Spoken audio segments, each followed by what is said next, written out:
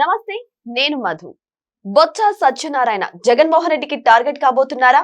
మరి జగన్మోహన్ రెడ్డి బొత్స సత్యనారాయణను ఎందుకు టార్గెట్ చేయబోతున్నారు? అసలు ఏం జరుగుతుంది ఈ రోజు మనం తెలుసుకుందాం. ప్రస్తుతం మనతో పాటు ఉన్నారు సీనియర్ జర్నలిస్ట్ సిఎస్ రావు గారు. వారిని అడిగి మరిన్ని విషయాలను తెలుసుకుందాం. నమస్కారం సార్. సార్, బొత్స సత్యనారాయణ గారిని నిజంగా జగన్మోహన్ రెడ్డి గారు టార్గెట్ చేయబోతున్నారా? సో అంటే ఈ మధ్య కాలంలో వింటే కనుక ఆయనకి ఏదో ఎలివేషన్ ఇస్తున్నారు. బొత్స సత్యనారాయణ గారికి ఉత్తరాంధ్రలో ఆయన్ని ఒక బలమైనటువంటి ఫేస్గా చూపించి ఉత్తరాంధ్ర ఓటర్స్ని ఆకట్టుకునేటువంటి ప్రయత్నం జగన్మోహన్ రెడ్డి గారు చేస్తున్నారు. రాబోయేటువంటి రోజుల్లో ఆయన వర్కింగ్ ప్రెసిడెంట్ చేస్తారు అనేది వినిపించింది ఈ మధ్యకాలం వరకు కూడా. కానీ దానికి భిన్నమైనటువంటి వాతావరణం ఇప్పుడు మళ్ళీ వైఎస్ఆర్ కాంగ్రెస్ పార్టీలో వినిపిస్తుంది. ఎందుకు అనంటే సహజంగా జగన్మోహన్ రెడ్డి గారి గురించి అనేక మంది చెప్పేది ఏంటంటే వైఎస్ఆర్ కాంగ్రెస్ పార్టీ లేదంటే వైఎస్ఆర్ కాంగ్రెస్ పార్టీ బయటికి నుంచి వచ్చిన వాళ్ళు ఆయనే టాప్, ఆయన తర్వాతే మిగతా వాళ్ళందరూ, ఆయన కాకుండా ఎవరైనా ఒకటే అనేటువంటి భావన ఆయనకి ఉంటుందంట. ఆ క్రమంలో ఇప్పుడు టాప్ ఎవరు వైఎస్ఆర్ కాంగ్రెస్ పార్టీలో అంటే రాజ్యాంగబద్ధంగా చూస్తే కనుక బొత్స సత్యనారాయణ గారు కనిపిస్తున్నారు. సీనియర్ కాబట్టి, సీనియర్ కాదు, రాజ్యాంగబద్ధ పదవి ఉంది ఆయనకి. ఇప్పుడు మండలిలో ఆయన ప్రతిపక్ష నాయకుడు బొత్స సత్యనారాయణ గారు. ఈయన ప్రతిపక్ష నాయకుడిగా హోదా ఇవ్వట్లేదు ఈయనకి. అంటే లేదు, ప్రజలు ఇచ్చింది 11 స్థానాలే, మినిమం 18 ఇస్తే తప్ప ఆయనకి ప్రతిపక్ష హోదా రాదు. కాబట్టి ఈయన ప్రతిపక్ష నాయకుడు కాదు. రాజ్యాంగం ప్రకారం, చట్టం ప్రకారం YSR Congress party top leader ఎవరు? బొత్స సత్యనారాయణ. ఎందుకంటే క్యాబినెట్ ర్యాంకు మండలిలో ఆయన ప్రతిపక్ష నాయకుడిగా ఉన్నారు.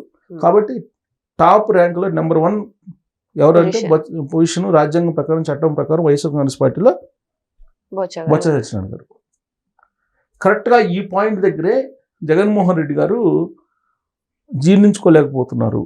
అందుకే అసెంబ్లీలో ప్రతిపక్ష నాయకుడు హోదా ఇస్తేనే నేను వస్తానని చెప్పి పట్టుబట్టడానికి ప్రధానమైనటువంటి కారణం ఇదే అని చెప్పేసి అంటుంటారు.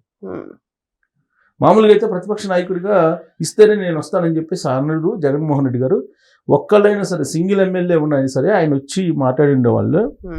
కానీ ప్రతిపక్ష నాయకుడు హోదా కావాలి అని చెప్పి ఎందుకు అడుగుతున్నారంటే బొత్స సత్యనారాయణ గారు ఇప్పుడు రాజ్యాంగబద్ధ పదవుల్లో ఆయన నెంబర్ 1గా వైఎస్ఆర్ కాంగ్రెస్ పార్టీలో ఉన్నారు. కాబట్టి అది తట్టుకోలేని, అది జీర్ణించుకోలేనటువంటి జగన్మోహన్ రెడ్డి గారు ప్రతిపక్ష హోదా కావాలి అసెంబ్లీలో అని చెప్పి ఈయన డిమాండ్ చేస్తున్నారు అనేది సరికొత్త ఒక వాదాన్ని వైఎస్ఆర్ కాంగ్రెస్ పార్టీ శ్రేణులే లీక్ ఇచ్చారా లేకపోతే ఏమో కానీ రాజకీయ వర్గాల్లో చర్చ జరుగుతుంది.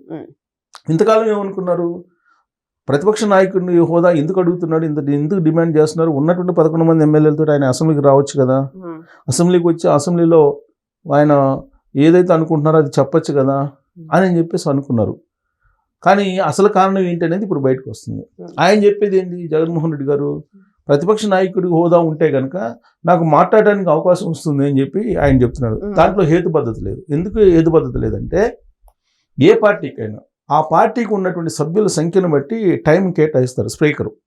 అంతే తప్ప ప్రతిపక్ష నాయకుడు అయినంత మాత్రాన మీకు ఎంతసేపు అంటే అంతసేపు మాట్లాడించే పరిస్థితి ఉండదు. మైక్ ఇవ్వరు. అది రూల్ దాంట్లో ఉంటుంది, అసెంబ్లీ రూల్లో ఉంటుంది.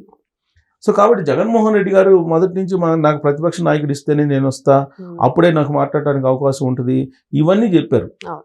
అందరూ చాలామంది అదే అనుకున్నారు. నిజంగానే కదా అనుకున్నారు, నిజమేనా ఆయన ప్రతిపక్ష నాయకుడిగా ఇస్తే ఏమైంది అని చెప్పి. కాదు, ఆయనకు కావాల్సింది ఏంది, ప్రోటోకాల్ ఉండాలి. ఇప్పుడు ప్రోటోకాల్ ఎవరికి ఇస్తారు? ఇప్పుడు సపోజ్ చిన్న ఎగ్జాంపుల్ చెప్తాను నేను. ఎట్ హోమ్ కార్యక్రమం జరిగింది మొన్న గణతంత్ర దినోత్సవం సందర్భంగా. మరి జగన్మోహన్ రెడ్డి గారు ఎందుకు రాలేదు, బొత్స సత్యనారాయణ గారు ఎందుకు వచ్చారు? ఆయన అక్కడికి వస్తే జగన్మోహన్ రెడ్డి గారు ప్రోటోకాల్ ప్రకారం ఆయనకి పట్టించుకోవాల్సిన అవసరం లేదు. అక్కడ ఒక ప్రోటోకాల్ ఉంటుంది. ఆ ప్రోటోకాల్ ప్రకారం బొత్స సత్యనారాయణ గారికి ప్రాధాన్యత ఇస్తారు. బొత్స సత్యనారాయణ గారి తర్వాతనే ఈయనకి. అంతే తప్ప ఒక పార్టీ అధినేత కాబట్టి రాజ్యాంగపరంగా లభించేటువంటి ప్రోటోకాల్ లభించదు. రాజ్యాంగబద్ధ పదవులకి, సంస్థాగతంగా పార్టీలకు సంబంధించిన పదవులకి తేడా ఉంటుంది. ఇప్పుడు ఆయన పార్టీ కాబట్టి ఆయన నేనే సుప్రీం అనుకోవచ్చు, ఏదైనా అనుకోవచ్చు. కానీ ఇక్కడ అది కాదు కదా, అలా ఉండదు రాజ్యాంగంలో. సో ప్రోటోకాల్ ఈజ్ ప్రోటోకాల్ అంతే. చట్ట ప్రకారం ఏదైతే ఇస్తారో అదే ఇస్తారు. అందుకే ఎట్ హోమ్ కార్యక్రమానికి ఈయన రాలేదు. సో ఇలాంటివి మీరు అఫీషియల్ ప్రోగ్రామ్స్ ఏది జరిగినా సరే జగన్మోహన్ రెడ్డి గారు అటెండ్ అయ్యారు అనుకోండి, ప్రోటోకాల్ ఇవ్వరు.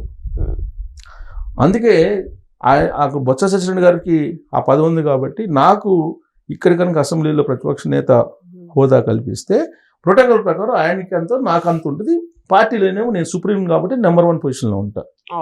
ఇది ఆయన యాటిట్యూడ్, ఆయన ఆలోచన అనేది ఇప్పుడు వైఎస్ఆర్ కాంగ్రెస్ పార్టీలో చెప్తున్నారు. సో ఇంతకాలం పాటు చాలా మంది ఏమనుకున్నారంటే ఇది కాదు, అంటే ఇది ఈ అంశం ఇప్పుడే వచ్చింది బయటికి. ఆయన ఏదో వాయిస్ ని వినిపించడానికి పార్టీ పరంగా 39% ఓట్ బ్యాంక్ ఉంది కాబట్టి, ఆ 39% ఓట్ బ్యాంక్ ఉంది కాబట్టి బలమైనటువంటి పార్టీగా ప్రతిపక్ష నాయకుడు పదవిని అడుగుతున్నారని చెప్పేసి అనుకున్నారు. అది కాదు. యాక్చువల్గా ఆయన మనస్తత్వానికి అయితే సింగిల్ గా ఉన్నా కానీ వచ్చి వాడిని తన వాదాన్ని వినిపిస్తారు. వస్తే కనుక ఆయనకి సింపతి వస్తుంది అనేటువంటి వ్యూహాన్ని కూడా రచిస్తారు. కానీ అట్లా రావట్లేదు. సో దీని అంతటి కారణం సీక్రెట్ అది. ఇంకోటి, బొత్స సత్యనారాయణ గారు సీనియర్ పొలిటీషియన్. ఆయన ఆల్రెడీ ఎంపీగా చేశాడు, పిసిసి అధ్యక్షుడు చేశాడు అప్పట్లో. ఆ తర్వాత ఇప్పుడు మంత్రిగా జగన్మోహన్ రెడ్డి గారు క్యాబినెట్లో చేశారు. వైఎస్ ఫ్యామిలీకి అత్యంత సన్నిహితుడు. తర్వాత జగన్మోహన్ రెడ్డి గారి గురించి బాగా తెలుసు, విజయం గారి గురించి తెలుసు, వైఎస్ గురించి తెలుసు, ఎవ్రీథింగ్ ఆయనకి తెలుసు. పైగా అసెంబ్లీలో అసలు వైఎస్ రాజశేఖర రెడ్డి చనిపోవడానికి కారణం జగన్మోహన్ రెడ్డి అని చెప్పినటువంటి నాయకుడు ఆయన. ఉమ్మడి ఆంధ్రప్రదేశ్ అసెంబ్లీలో క్లియర్గా ఆన్ రికార్డ్ చెప్పారు ఆయన కారణంగానే ఈయన చనిపోయాడు. తర్వాత విజయం గారి గురించి కూడా ఆయన అసెంబ్లీలో మాట్లాడారు. ఇన్ని మాట్లాడిన ఆయన్ని పక్కన కూర్చోబెట్టుకొని ఈయన పార్టీని లీడ్ చేయడం ఇబ్బందికరంగా ఉంది అనేది ఇప్పుడు సరికొత్త వాదన వినిపిస్తుంది. ఇంకోటి, పొలిటికల్గా ఇప్పుడు రాబోయే ఎన్నికల్లో మళ్ళీ అధికారంలో రావాలంటే సామాజిక పరమైనటువంటి ఈక్వేషన్, ప్రాంతీయ పరమైన ఈక్వేషన్ నమ్ముకుంటున్నారు ఎవరు? జగన్మోహన్ రెడ్డి గారు. దాంట్లో భాగంగానే ఇప్పుడు కాప్ కింగ్ ఎవరని చెప్పారు? అంబటి రాంబాబు గారిని కాప్ కింగ్ అన్నారు మొన్న. మరి బొత్స సత్యనారాయణ గారు కాపీ కదా, మరి ఆయన పరిస్థితి ఏంటి? కరెక్ట్గా ఈ పాయింట్ దగ్గరే జగన్మోహన్ రెడ్డి గారు ఏ విధంగా కార్నర్ చేస్తున్నారు బొత్స సత్యనారాయణ గారిని అనేది అర్థమవుతుంది. కాపు కింగ్ అని చెప్పి అనౌన్స్ చేయాల్సిన అవసరం ఏంది? కాపులందరినీ అంబటి రాంబాబు గారి చుట్టూ ర్యాలీ చేసేలాగా ప్లాన్ చేస్తున్నారు. ఆయన జైల్లో ఉన్నారు.